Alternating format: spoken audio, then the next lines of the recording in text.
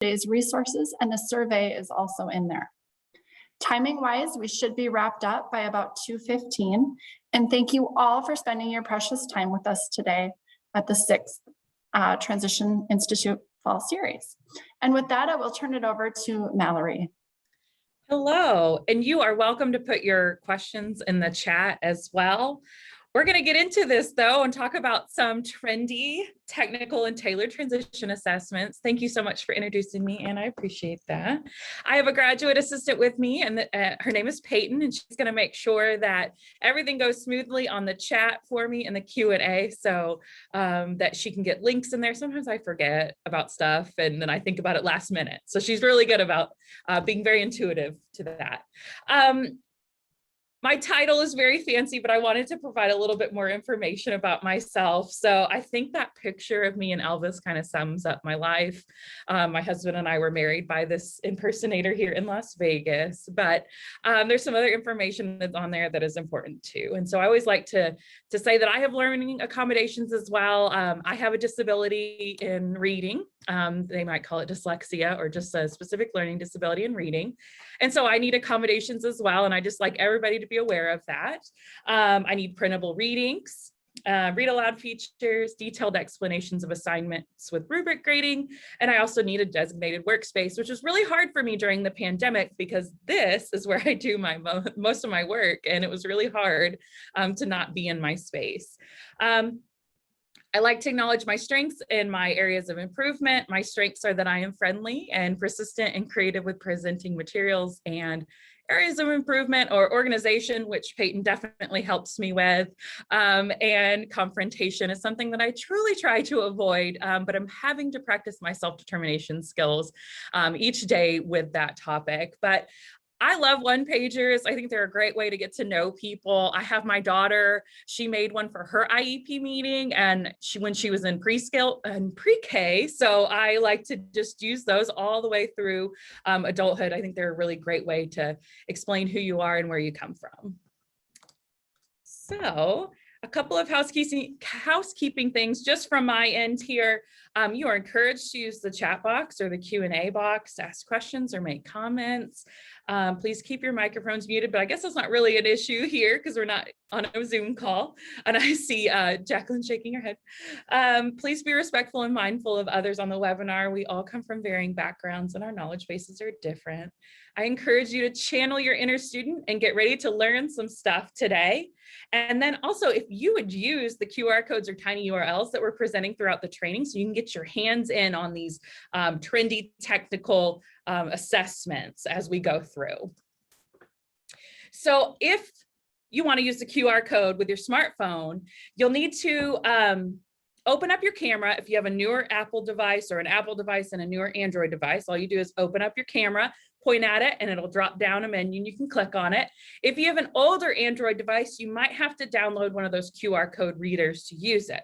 If it's too much trouble to use your smartphone or download an app or anything, we will be putting the links in the chat to all of the materials so you can access them that way. You also have a link to my PowerPoint so you can access the materials after today through the links that are provided on each slide. So we're going to practice really quick. This is a QR code and link to our Zero Center Teachers Pay Teachers account.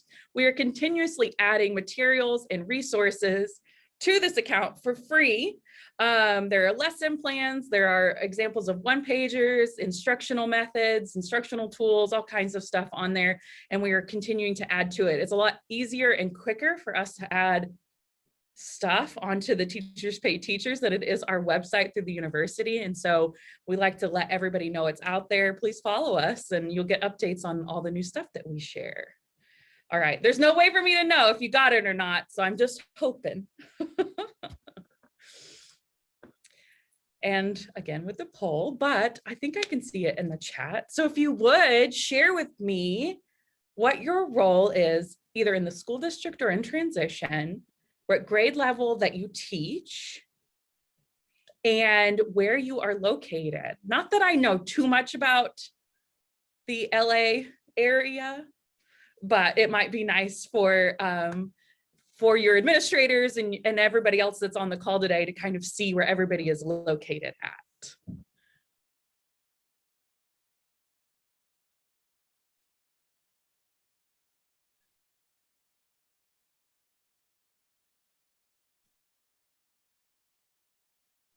All right. Transition teacher, thank you. Carissa, I love how you spell your name.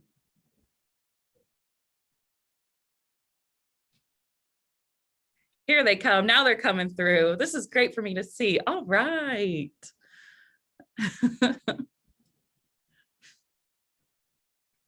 I've been to LA twice in my life. I really enjoyed it. Absolutely beautiful weather.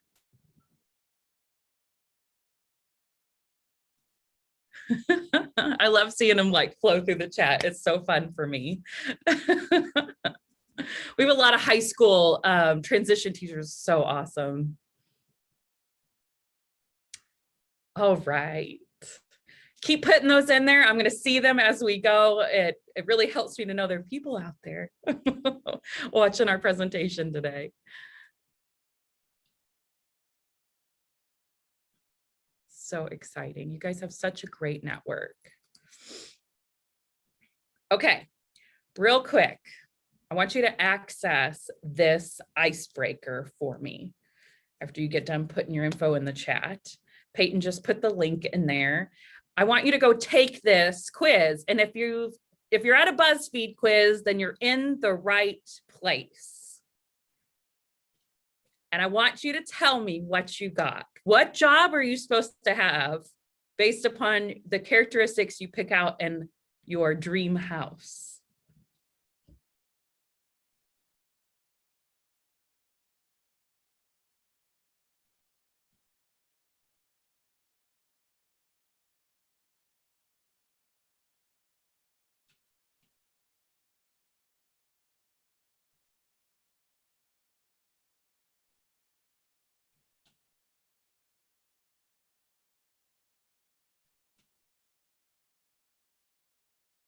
I want to see if mine comes out the same. Sometimes I pick different things.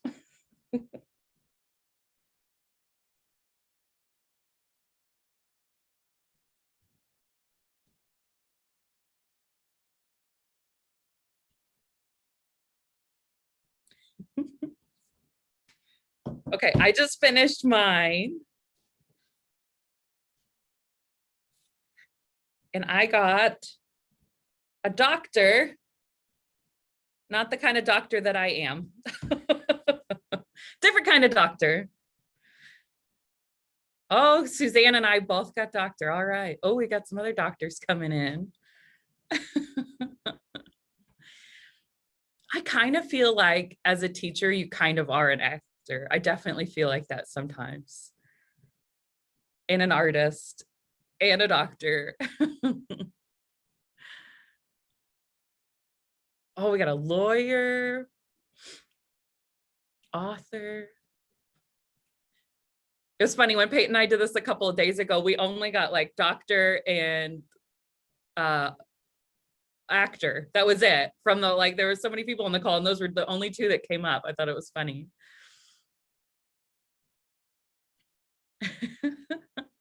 As you put those in the chat, this is just something very silly, but I want to bring it to your attention that sometimes when we give our students transition assessments, they could generate just as arbitrary and silly results as this BuzzFeed quiz. And so that's really why it's important to tailor the assessment to the student and pick these assessments out as an individualization. Like maybe this assessment is not appropriate for the student because it doesn't allow them to access the information as best that they could. Or maybe it is not as aesthetically pleasing and that student isn't even interested in it at that point. It's very boring. They don't want to look at it. So we really have to be careful when we give transition assessments to make sure that they meet and match certain unique characteristics of our students.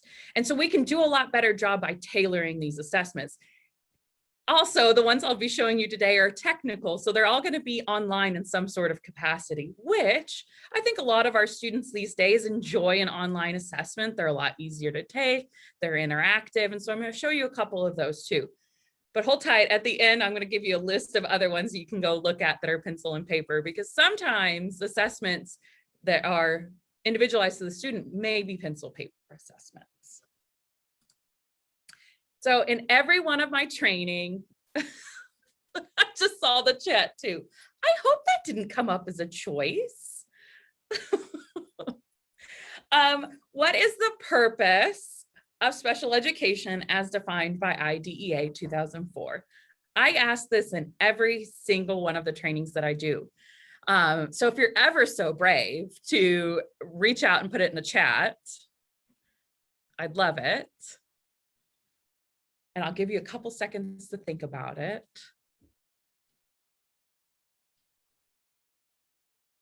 And maybe one of your other Transition Institute sessions talked about it too. All right, so we have access to FAPE, free and appropriate education, free appropriate public education. Absolutely, yes, I see a lot of that coming through. So if you said FAPE or you were thinking FAPE and you didn't quite feel brave enough to put it in the chat, you are correct. That is the first purpose, but there's a little bit extra that goes in there. So that's not the whole part of the purpose. So it is a free, appropriate public education that emphasizes special education and related services designed to meet a student's unique needs and to prepare them for further education, employment, and independent living, which makes transition, because that's our definition for transition, a part of the first purpose of special education as defined by our federal law. Just giving it more importance of why we should be doing the transition planning process appropriately for students and tailoring assessments to meet their needs so that we can generate some really good results to help build those plans, because better plans are going to provide better outcomes for students. So I love this definition of transition, a little bit different from what was put into IDEA or what might be common knowledge out there, but I just have to share it. So according to Halpern, they say that transition is a movement of adolescents with disabilities from school into their next environments as young adults in the community. And the reason I love this definition so much is that it focuses on adolescents. It doesn't say secondary students or older teenagers or teenagers. It says adolescents. So we could be talking about our upper elementary students, our middle school students, our high school students, but their movement from school into their next environments. It's not just saying college or career, but whatever might suit them best. And then it also says as young adults in the community to focus on that it may not just be college career, but it could be their participation in the community, productive citizenship. And I think that definition kind of encompasses a lot, and it shows a lot of what transition can be and what we can begin to plan for. So I'm going to share some facts really quick. Transition being in the first purpose of our law, it's kind of interesting that as important as it is through federal law and being the first purpose, that not a lot of our teachers get training in it. So it's so great that you're here with us today to get a little extra information on transition, because chances are in your undergraduate preparation courses or graduate courses that you didn't get a lot of information about transition. In fact, only 35% of teacher preparation programs require a course dedicated to transition. So the other 65% of them claim that they got little to no transition information embedded into other coursework. So we're talking about a really low amount of transition to being in teacher preparation programs, yet it is the first purpose of our law, and you are required by law to create these compliant transition plans. And so I'm so glad that you're here today to get a little extra information. I'm not here to make you feel bad. I'm just here to give you some tools and some resources that you can use with your students to tailor the transition assessment process. So here's a couple more facts. If students receive appropriate transition services, then they're more likely to achieve better post-school outcomes. And if they're more likely to receive better transition services, then they're more likely to go to college, then they're more likely to be employed, they're more likely to live independent lives. And transition planning, if it is compliant, it is actually a predictor of post-secondary education enrollment. So it really establishes this connection between good transition plans, good outcomes, or good transition services for students, and good outcomes. So I like to say this: better transition plans equals better services equals better outcomes. So it all starts with that planning piece to help students to carve that pathway to enable them to get jobs, to go to college, to be active citizens, to live independently. And it all really starts with these transition assessments. And so a lot of plans, when they've looked back at case law, they found that the transition plans don't use age-appropriate transition assessments to generate the plans. And so that's one of the most common violations they see as far as transition plans. And this could ultimately affect that student's free, appropriate public education, because then plans aren't based upon these results, then goals are not individualized to student need, appropriate services are then not provided to meet the student's need, and then they're not provided with enough information to progress monitor appropriately, which goes back to the most recent court case with the Supreme Court in special education of Andrew F., which says that we should be monitoring progress towards skills so that students are making progress, and not only academics, but functional skills too. And that's kind of where this transition comes from. So if we're not using appropriate transition assessments, it's really hard to gauge where our students at for baseline and if they're making progress. So better transition plans start with this process of choosing and using appropriate transition assessments. There's a couple of recommendations for best practice of transition assessment use that come from us based upon case law. And Prince et al. And her colleagues, or Prince and her colleagues, said that if districts and schools and teachers use a variety of transition assessments, update transition assessments annually, and use at least one formal assessment, they're going to be more likely to prevail in court. And not only that, that's what's best for students as well. So I really like that these recommendations are very solid, and they can be a very easy thing to follow if we have the knowledge of the different transition assessments that are out there. So the difference between formal assessments and informal assessments is that formal assessments have ample validity and reliability evidence behind their use. Basically, somebody might have paid somebody money, or somebody needed to do a dissertation, and they ran some statistical analysis to make sure that that assessment produced reliable and valid results. Informal assessments might lack that process to be done with them, but that doesn't mean that they're bad. It just means that they haven't been validated and they're not seen to be reliable. However, they can still generate some very meaningful results to our transition plans. But the recommendation is we use at least one formal assessment. So on all the slides that we're talking about assessments, I will let you know that if they're formal or informal, and there'll be a little a tie on there to show for formal. And we'll also be including in the resources, there is a chart for transition assessment. It says which ones are formal and which ones are informal, and what assessment area that they cover. And so that's in the resources section on the little Google Doc, and then Peyton's going to drop it in the chat too. There's other recommendations for best practice that include that the transition plans should reflect students' skills and interest, and we get that information from transition assessments. They need to be tailored to student needs, which we can identify needs from transition assessments, and include a series of practical goals. Again, something that we would get from transition assessments.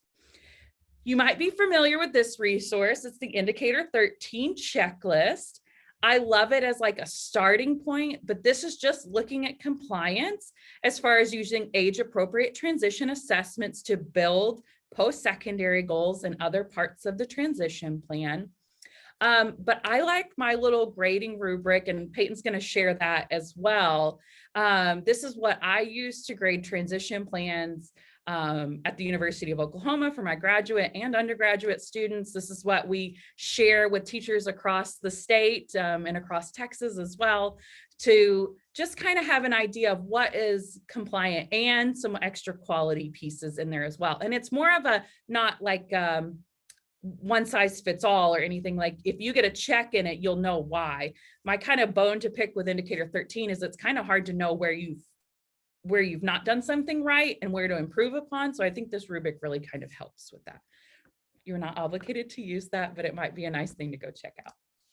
So transition assessments must guide the entire creation of our transition plan, including the present levels of performance, post-secondary goals, annual transition goals, coordinated activities or transition services, and the course of study. The information you generate from those assessments can fill in those pieces, and the better assessments that we use, the better information we have in that plan.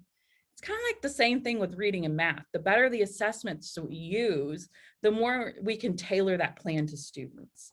So there are a couple different types of assessments. First, that one of those big key differences is that some are formal and some are informal. And again, informal does not mean bad. It just means that it doesn't have that statistical analysis to back it up, but it can yield very valuable information and provide meaningful results to add in the transition planning. Just be careful with some of them. Make sure that you have multiple sources of data to back it up, and you can interpret those results with caution. There are some commonly used informal assessments, KC Life Skills, Landmark College, any of those state-driven websites, like we have Oklahoma Career Guide and Oklahoma College Start, and then the TRS, which was previously known as the ESTER. Yes, Amity, we have, I think we can create a document with all the links, but you definitely have access to the PowerPoint as well, so you can click the links off of that. But that's something we could probably work on. I'm sorry, they asked if they could email the links to them. I forgot that you don't all see the questions, but email a list of the links. I think we can work on that. So another part of the type of transition assessments, and I always say it's kind of like pizza because there's so many different types. So we have the formal, informal, then we have education and training, employment, independent living, like what area is it assessing? And then we get into even more differences. They have interest inventories, exploration tools, and skills assessments. So I feel like these are the pizza toppings here, and really might determine what is best with those assessments, you know, what part might make that pizza taste better. So I also want to mention the post-secondary education or post-secondary fluff scale. This idea came to us from Dr. Martin. He was definitely one of those like founding fathers of transition. And he said that we can have a lot of fluff when students are younger in their transition plans or in their post-secondary goals. So for elementary students, it's okay if they say they want to be a doctor and they really don't like anything that has to do with a doctor. They just know a doctor. It's okay. But as they get older, we should have a more firm match between their skills, abilities, and interests so that we're setting them up on a path that they can be successful in. And in no way here am I saying to hold low expectations for students. I don't want that. But I want us to have realistic plans so that when students leave high school, they have the stuff to start their post-secondary education journeys, their careers, their independent living journey as well. So an example of this is my daughter. She's 8. She has a social emotional disability, and you ask her what she wants to do and she's going to say, I want to be a singer. And she sings all the time, everywhere we go. She loves the Spice Girls. I take that as a parent win. Yes. So she just loves to sing, but I'm going to tell you this, she can't carry a tune. I mean, it's cute now because she's 8, but as she gets older, it may really not be realistic. I'm not going to pay for the extensive voice lessons and dance classes and things that she's going to need in order to be successful in a career as a singer. And so if we continue to say, yeah, you can be a singer when you graduate, you can be a singer when you graduate, when she gets to be a junior and senior, the reality is she's probably not going to be a singer. And in a sense, then I have set her up for failure because I have not provided her with the skills, the abilities, the understanding of strengths and limitations, and her understanding her interest to be able to pursue that career. And so she might fail. And for our students with disabilities, failure sometimes is a lot harder than it is for those without disabilities. And I'm not meaning to generalize that, but our students with disabilities on average in research have lower self-determination than students without. And so we need to make sure that we're giving them as much as we can to set them up on a pathway of success. And this is really nice to kind of think about this fluff. How much fluff is there? Transition assessments are a great way to cut down on fluff.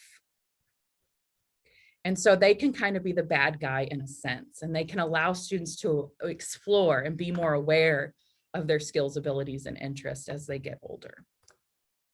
So transition assessments, we're going to cover a couple of them that just help generate post-secondary goals. So these can be tailored, trendy, and technical. I always say for post-secondary goal quality, it's really important to have multiple sources of data. So this could be started with an interview, and then students can have the opportunity to go and then look at the interest inventories. This is going to help us tailor this. So if we're giving interviews, we can kind of figure out where and how that student needs to, what type of assessment that might be appropriate for them as far as an interest inventory. It doesn't stop there. They have to have the opportunity to gain some career awareness and go explore. Go explore careers, go explore college, go explore independent living options. They've got to have some room to do that because that's really going to help them to pinpoint, you know, their skills, abilities, and interests so we can cut down as that fluff as they get older. We want to make sure they are making informed choices here. So tailoring transition assessment starts with a simple student interview. And I think these 3 questions can help kind of guide us a lot. So where do you want to live after high school? Where do you want to work after high school? And where do you want to learn after high school? And those just happen to very much play right into what our post-secondary goals for education, training, employment, independent living should be as well. But when students start with this, they may not be very clear. They may not have not have enough information to make informed choices. They may have not had as many opportunities to explore what's out there. They also might say, I don't know. And so it's really good for you to start with an idea of where they might be at in that career awareness journey, or what interest area they might need to look at as far as exploration. And I'm going to show you a couple of those tools today. So some trendy and technical transition assessments that look at interest, career interest, and some of them have exploration tools that go with them. So we have the ONET Interest Profiler, the ASA Futurescape, and then an online career clusters. And I say tailoring is up to you because these assessments, all of them might be just like the BuzzFeed quiz that we took. They may not fit very well with the students. So while I'm giving you a couple of options today, you might find that there are other things that are more appropriate for them. So just keep that in mind with your students' unique characteristics as we go through these. So the ONET Interest Profiler is by far one of my favorites. Sometimes it's called My Next Move. It was created with the U.S. Department of Labor.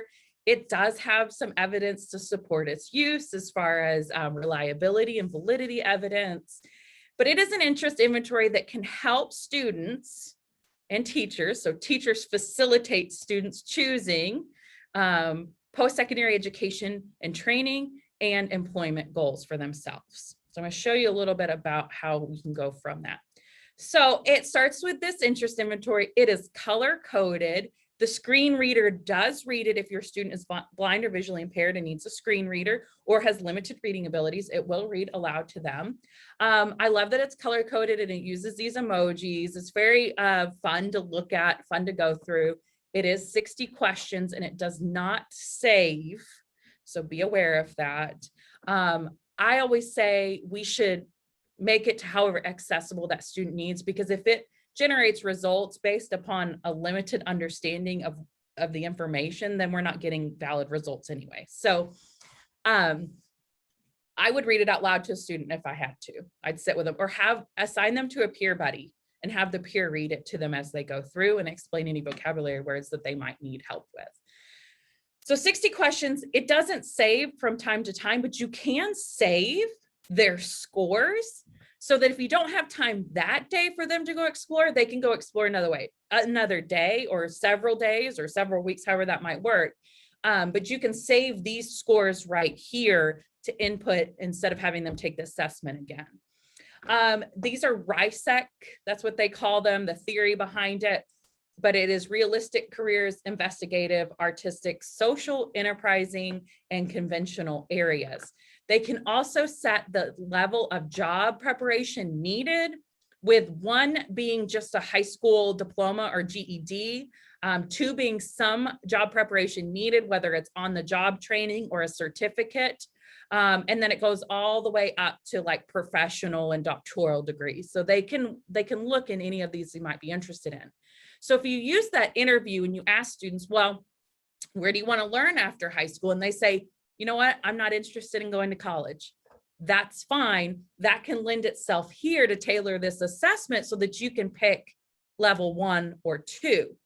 Or if they decide that they don't like any of those jobs and they think maybe a 3 or 4, then you can have another conversation about post-secondary education and what training or college they're going to need in order to do that job. So that's why I think you start with the interview, because then you can decide what questions you might need to ask based upon the results.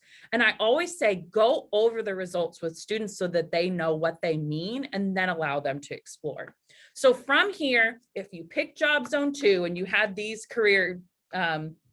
this part on the interest inventory, you get a list of different careers that match. And you can see that some are best fit, some are great fit. So what it'll do is it'll kind of organize them to be the highest in the investigative, but it'll also match to the other areas as well. So you might have a job that fits all 3. It might be an IAS, or it just might be an IA. So they really do a really good job of figuring out the different careers based upon those scores. So if I had this, I can click on one of those links and it's going to take me to a page. And on this page, there are usually videos. The majority of them have videos. I'm like 90% of them have videos. They're pretty updated. They really explain a lot about the job that the student would be eventually doing. It gives some shots of what the environment looks like, so if there's a lot of people, if there's not a lot of people, what they would be doing on the job. And it also kind of provides a little bit of information on what they would be doing. So my dad is a dental technician, and that is why I picked this page, because for me, this job would have been a lot of fluff.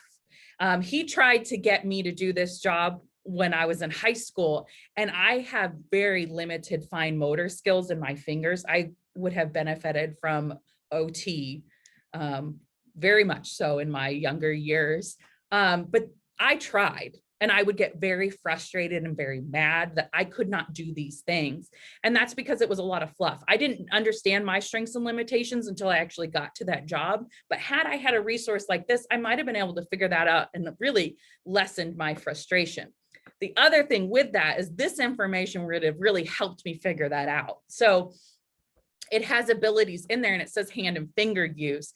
Put together small parts with your fingers, keep your arm or hand steady. And I can't, that's just not something that I'm good at.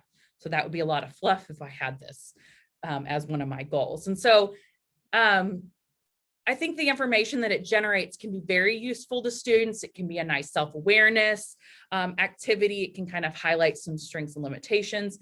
I love that it says what skills they need and also what knowledge, because that knowledge piece there, what knowledge they need to have, can help you to build a course of study for students and have evidence to support it. So this assessment, this job, they need a course in engineering and technology, or they need a course in health or dentistry, something like that while they're in high school, and it'll really help them out later on. There's also a way you can explore other jobs that are just like it. And so sometimes this lends itself to be really handy because they like that job, but maybe one of these other jobs would fit better.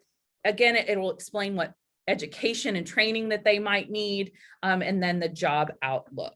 So that's kind of nice too, that they can see realistically how much money that they might make, and they can actually go straight to find jobs through there. So an example of some post-secondary goals that you could generate from this assessment could be education or employment, just kind of depending on the student and their age. As we get a little bit older, with students getting a little bit older, like junior, senior, we probably want to be a little more specific about what they're going to do after high school. But for our younger students, this probably will go fine just to say if it's a 2-year degree or a 4-year college, something like that. I always have to note this too, is that it could be a job that's right after high school, or it could be a job that's right after college. It kind of depends on the student. As far as indicator 13 goes, indicator 13 is a precursor for indicator 14 of IDEA. Indicator 14 is where students are going to be 1 year past graduation as far as employment and education, independent living. And so with that in mind, we can plan 1 year for employment 1 year after high school. However, I always say that best practice says that we need to tailor that to the student. So if we do have a student who is college bound and they're very adamant that they don't want to work while they're in college, then we can look at 4 years past, or we can include where their degree is in their education. They're going to a 4-year college to major in finance. We can kind of cover that post-secondary career up there in the education and training. Thank you for the clarification there. So this is ASA Futurescape. So maybe you already knew, maybe ONET's old news to you, but hopefully this is new. This was new to Peyton and I this year. And it's so funny because Peyton and I did this. It's 11 questions in 1 minute, so it's really quick. And it's so funny because her and I's results were almost exactly the same. It was so funny. Like, I think we were like 2 points off on one of the indicators that it came up with. So very funny. And we didn't take it together. We totally did it separately. But I think it's nice because it's quick. And it really, like, it said for Peyton and I that we should be teachers, and special education came up on the realm. So I thought it was pretty good. It did pretty good job at, highlighting what I would be interested in. It provides, like, here's one of the questions. It's like a problem solving thing. It's kind of fun. It's interactive. There's aliens. I don't know. It's really cool, fun. And then it kind of helps you to match, your personality. And it goes with the RISEC careers too. So realistic, investigative, artistic, social, enterprising, and conventional. So I thought that was kind of interesting and very similar to the career interests of the ONET. They're the exact same as the kind of theory that they follow behind them. Once you get the results, that 1 minute, it allows for so much exploration here, with the careers closer to you being the ones that you matched higher with to the ones that are outside of it, that maybe not matched as much, but you still had some type of score that would make them come up in your universe, if you will. The one thing that I did find about it is I didn't think that the videos and the information, yes, it's free. Great question. Everything I will show you today is free except for one. I'm all about free. The one thing that wasn't as great as the ONET on this one was the exploration. Like, once you pick one of these careers, it did have like a link to a YouTube video and some really detailed information, but I don't think that the videos were as good as the ones on ONET. So just to kind of throw that out there. All right, we're gonna go on to the next one. I'm keeping my eye on the time here. This is the online career clusters. If you ask teachers in Oklahoma, which transition assessments do you use? This one will come up, I don't know, maybe like 90% of the time. It is a career cluster, so there's 16 different career clusters, so a little bit different than the RISEC careers, very much, very broad. It is just another theory of career awareness and development. It is the paper pencil version of this is considered formal, but they have done quite a few different things to this online version that I can't say for sure if it would be considered formal. However, maybe if you match the results to the paper pencil, I'm not really sure. You could pick a formal other assessment to go with it. It's a little dry, but for some of your students, this might be appropriate for them to have something that's a little more dry. So they just click the activities that they like, their personal qualities that describe them. There's also a place where they put what school subjects they like, which I think that's kind of neat. And then it lends itself to one of those 16 career clusters. What I like about this site is that it has all of the things to like pick, like a major, and they can pick it and it takes them to different majors that they could have in college, pathways, industries, and careers. And then I really like this part about hobbies and activities that they could do that will help promote their knowledge in that area. So this could be extracurricular things, or it could be things that once they get to college that they look into to help support them, could give them study buddies, support, tutoring, something like that. And involvement, which is very important to college students. So we also have some extra exploration tools that we wanted to cover today. So those three that I just shared are interest inventories and exploration tools. This like sun right here is just getting me right here in the face.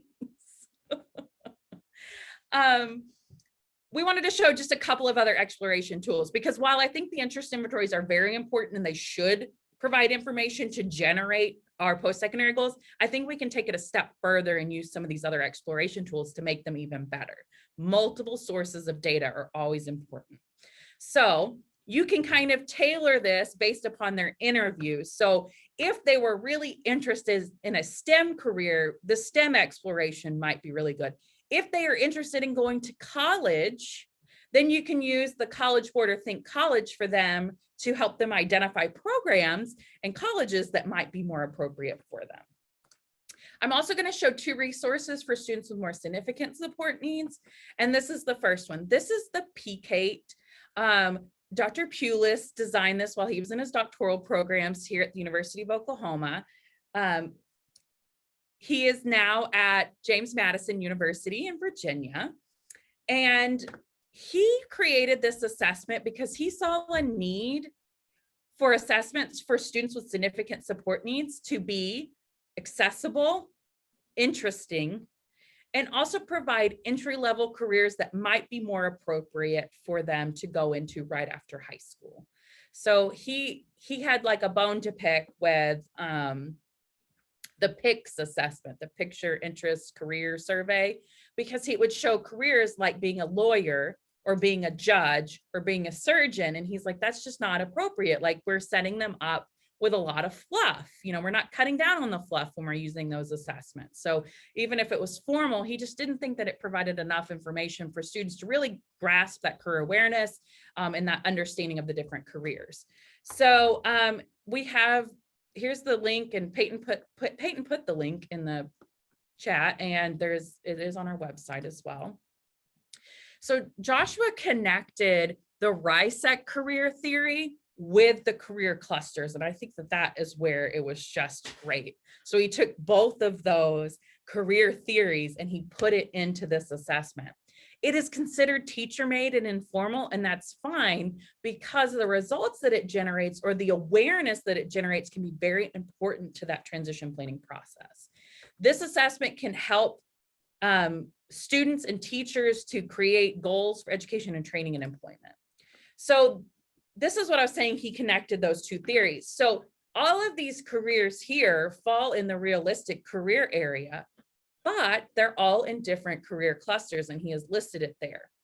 The checkbox here allows for the student or for the teacher, depending on the student's support need, to pick which one they like the best. They have all the pictures, and it actually explains what the pictures are.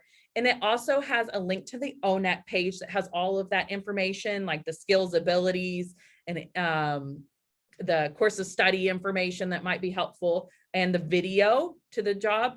But it also has the career one-stop video for this job listed on here as well. It's like a one-stop shop. I say it's just an exploration tool, but I think you could use it as an assessment, because you could pick out, you know, maybe the top 10 that the student picked out, the 10 that he or she picked, and then you could have a list of those 10, and that student then can make a really informed choice about which ones they like the best. So here's another example of it. Here's the social area, and then here are the career clusters, all different, but they all fit underneath this area. I have used this with a student, and they ended up picking this: ushers, lobby attendants, and ticket takers. The student had a pretty significant disability, but they did have a really nice pincher grasp, and they really enjoyed being around people.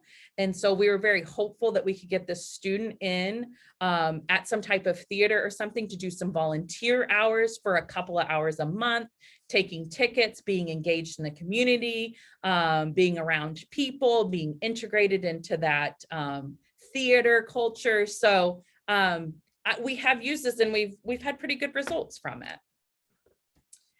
Okay, so if you use the PK in any way, sorry, I'm gonna go back a slide. If you use this and you like it, or you found that you liked using it as a teaching tool, or even perhaps a bell ringer, something that you show really quickly at the beginning class for all students to gain some career awareness, let us know how it worked, because it's still very new.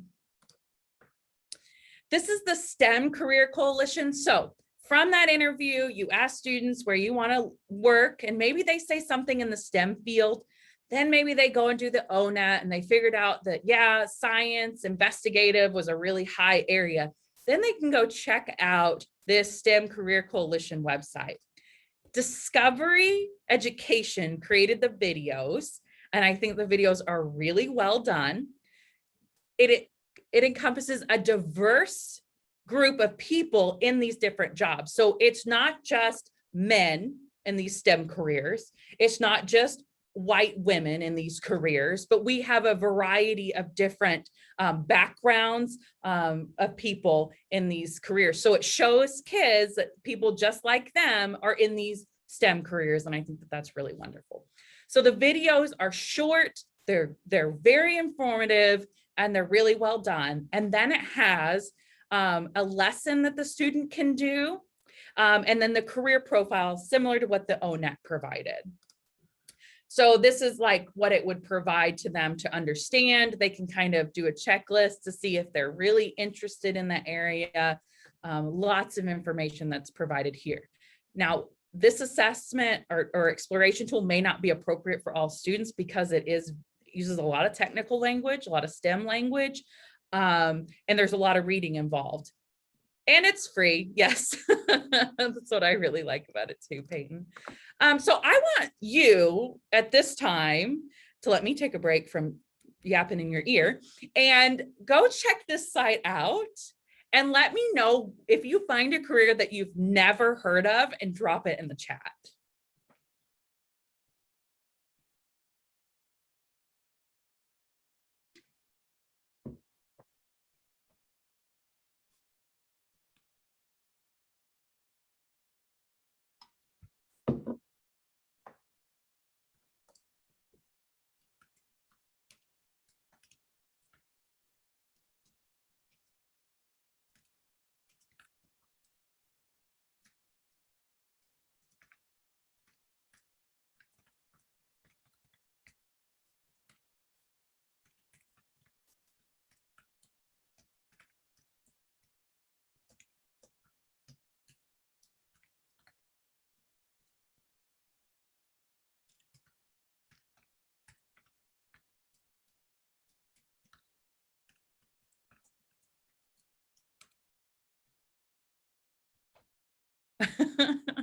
I love that one too, Peyton.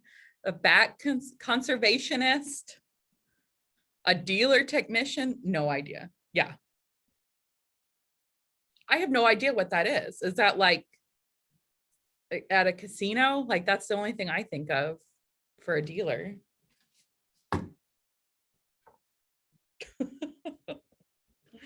An AI researcher, so cool.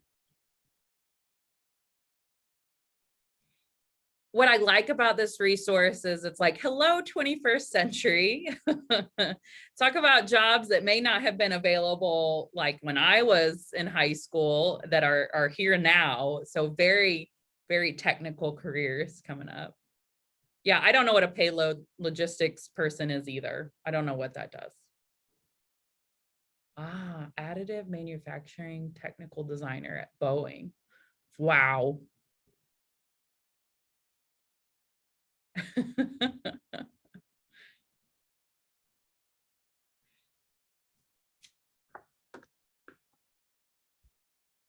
So very cool. I'm so glad that you were able to kind of explore that. I do encourage you to go get your hands on these, because that's how you're able to share the results with your students, or share the information with students, is that you know how to access the information and what the good parts are to find it. Why does anyone need a bat conservationist? I will say that I went to college near Austin, Texas, and they have a bridge that has a lot of bats. Apparently they're very good for the ecosystem. And Mallory, we do have someone who raised their hand. So Darren, do you have a question? I can't tell. Oh, more people have raised their hands. No. No, he does not have a question. Okay, just wanted to make sure. Okay, so I promise I'm keeping my mind on the time over here.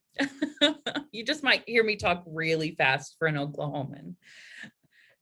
So this is the College Board College Search. They have a new platform that they have. I'm gonna have to shut the window over here because now it's in my eye.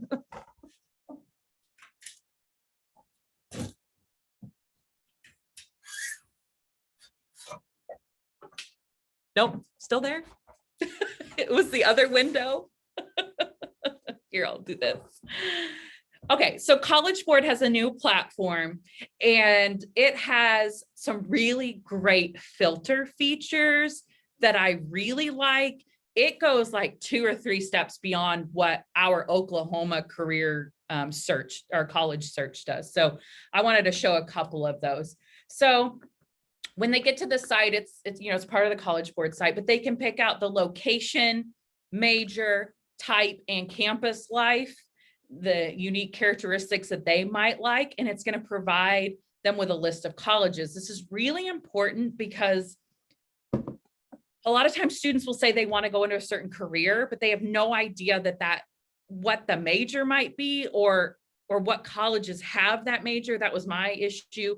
I went to a college first that didn't have my major, which was special education. I was going to have to take college classes down the street at one of the other universities. It's going to cost me double the money. So I ended up transferring, but sometimes transferring can be really difficult for students too. So if we can set them up on the pathway that they need, that's even better. But we can also be very cognizant of unique characteristics and things that they might need in a college setting. So these are the 2 features that I really like. So for campus life, they can pick out disability support services based upon, you know, their unique disability. But they also have campus services as far as like low income students, on campus daycare. So it might be very important for some of our students to be able to have access to that.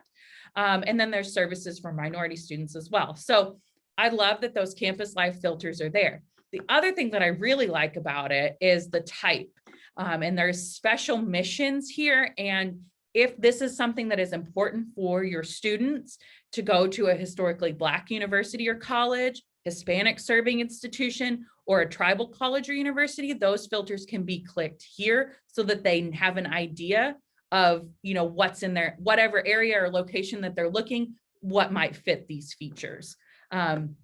Ours in Oklahoma only does like one of those areas. And so like, I feel like it really kind of misses out on that. So what I did on just this one, it's just a very generic search as I did on this. I did parks, recreation, and leisure, just the area of southwest. So like, you know, kind of like a little area region in United States.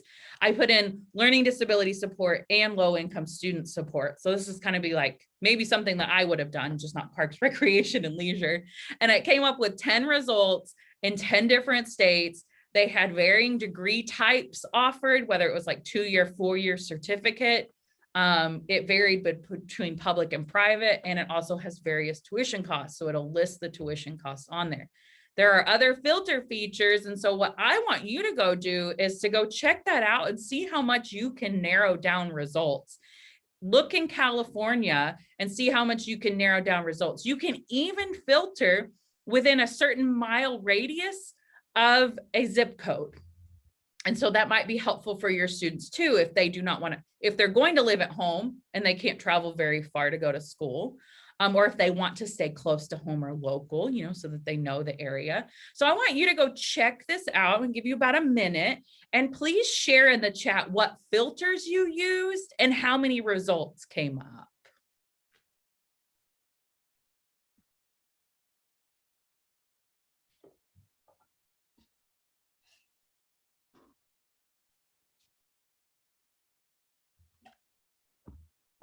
And while you do that, I'm gonna shut this other blind over here.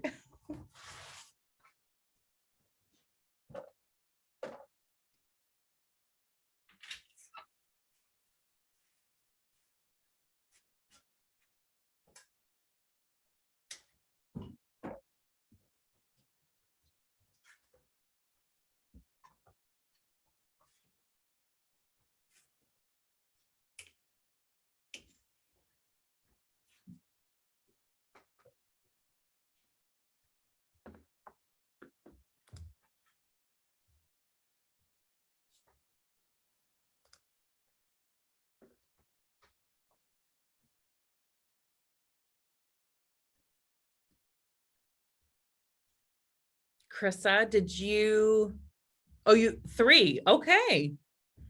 Pretty cool.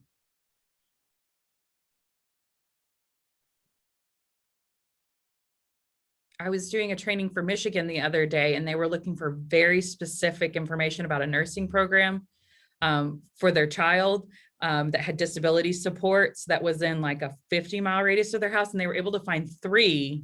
And then they were able to find 1 that provided something extra that the other 2 didn't. And so like, it was really nice for her to be able to plan for her daughter.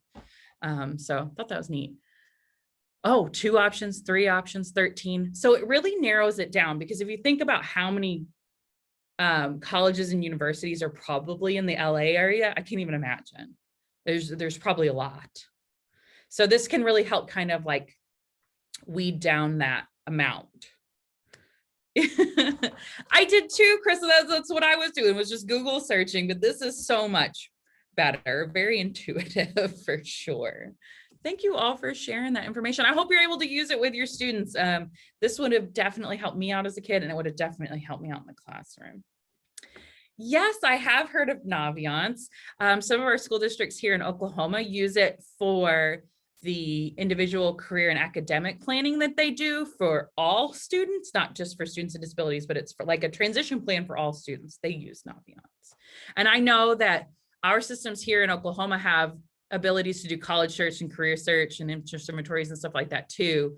It's just sometimes they're not always designed with students with disabilities, for students with disabilities. So sometimes it's better to kind of go outside of that. And like I said, our Oklahoma, one of our Oklahoma ones is not as great as this one. So campus life and major, 6 results. Awesome. Yes. Okay. If you have students who have developmental disabilities, or an intellectual disability, or autism, there might be a program that would be more appropriate for them, like a Think College program. So not a traditional degree seeking program, but one that has supports and is designed for individuals with intellectual and developmental disabilities.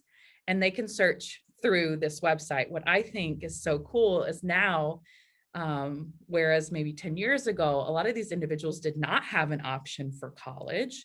Their parents probably weren't planning for that. So I always say that this might be a conversation that needs to start earlier now, so parents have time to save money. But now these students have options, and not all of these programs are created equally. They're not all the same. They all have different things that they provide, just like the other universities that we saw on College Board. These are very similar to that.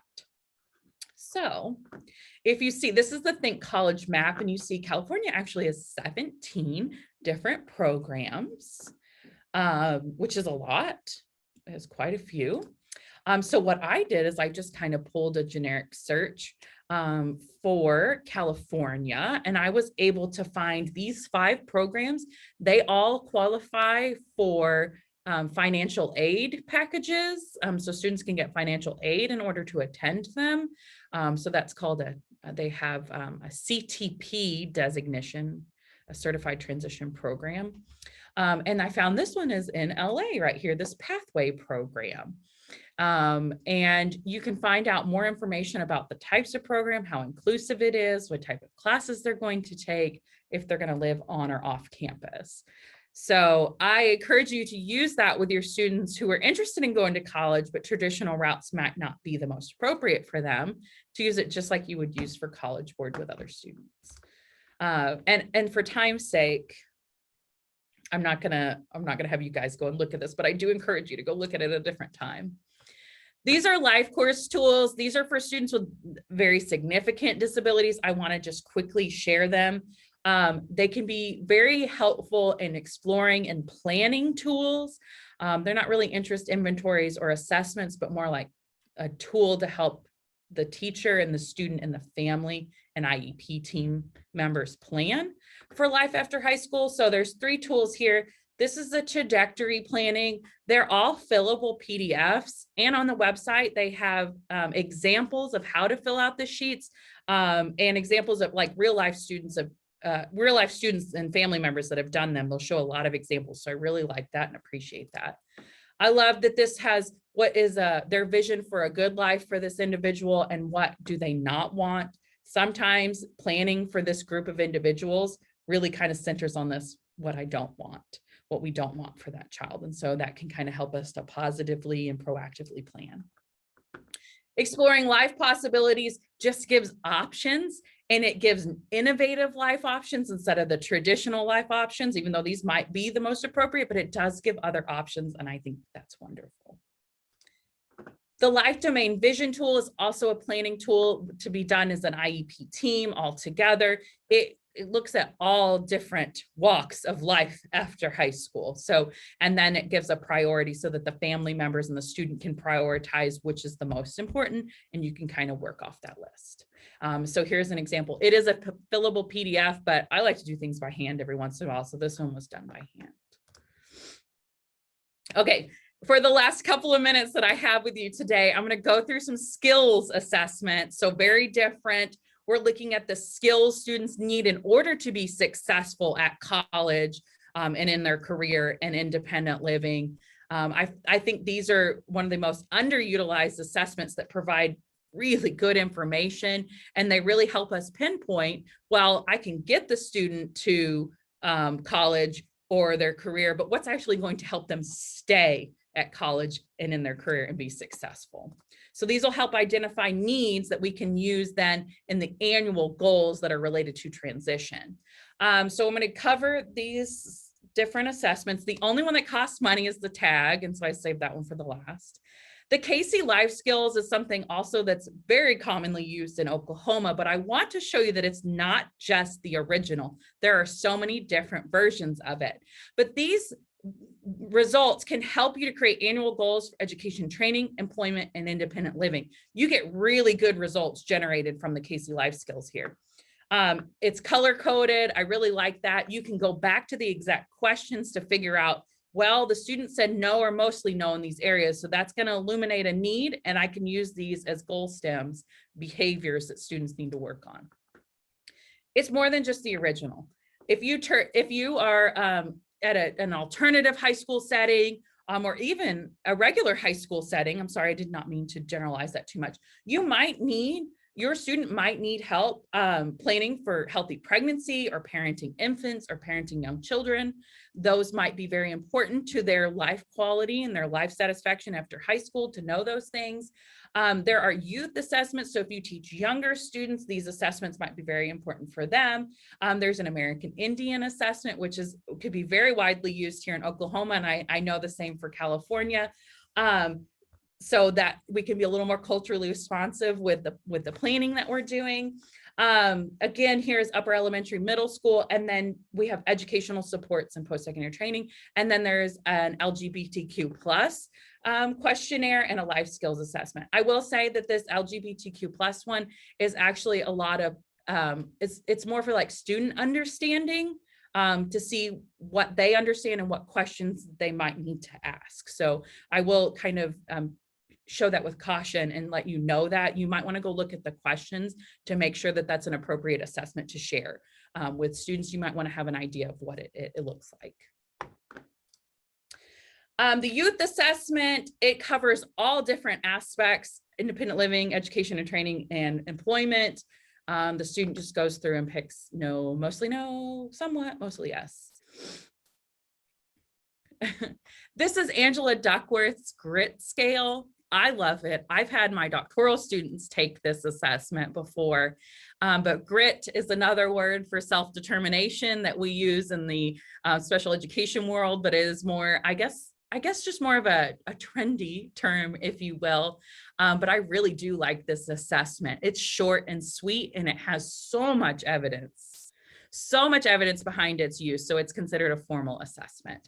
And it generates and scores for you. So that's huge too. It's only 10 questions, so it's super simple to go through. Yes, awesome. I had forgotten about that. Thank you for sharing that, Peyton. So very easy to go through, very easy, like it's not very difficult to read either. And it's going to provide some really good results for you. This is a communication assessment. I like to share this because I really feel like for our speech language pathologists that are doing transition plans for high school students that may not have an IEP for other reasons, but they're still required to do transition planning, this might be a good assessment to use because it really looks at like communication skills, like how they might communicate on a job or how they're communicating in their classroom. So I can see a lot of implications for post-secondary education, employment, independent living with this assessment, but then also still getting at that aspect of speech and language. And it's free and it's really easy to use and it scores it for you.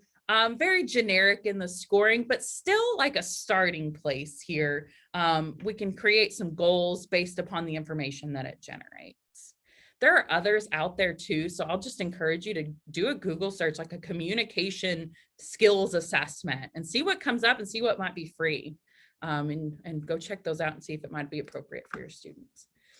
There are a variety of self-determination assessments, but I'm going to show you one that is online and is so fun for students. It has a sliding scale. It reads aloud. It has an ASL version, and it does have a Spanish version as well. So very accessible for students with all different kinds of varying needs. It's pretty quick. I think it's a pretty quick assessment, and it's really fun, and it is formal. It has a lot of evidence behind its use. It is free for a one-time use for students, and it's just the student report version. If you want access to the dashboard so that you can give the professional version and the family version, you'll have to pay for the assessment. But you can use, different email addresses. And I think I've used one of my email addresses like 10 times and I still get a free version from it. So make sure that the student either prints their results or they email them to you. Otherwise, they're like totally gone and they'll have to take the assessment again.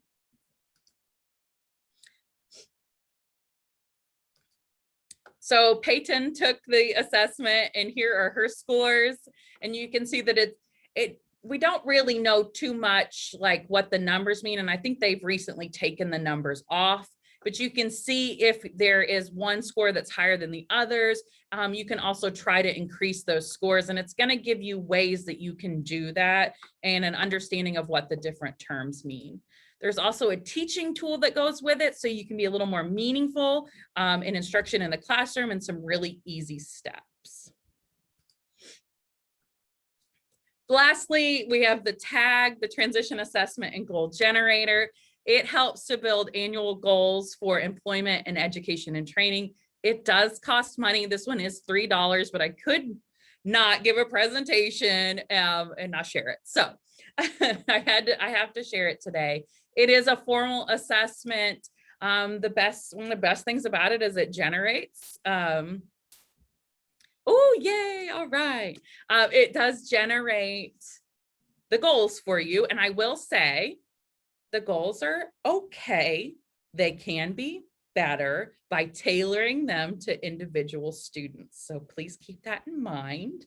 They're a good starting point, a good brainstorming point, a good behavior specific point, but then you can tailor the rest of it to students.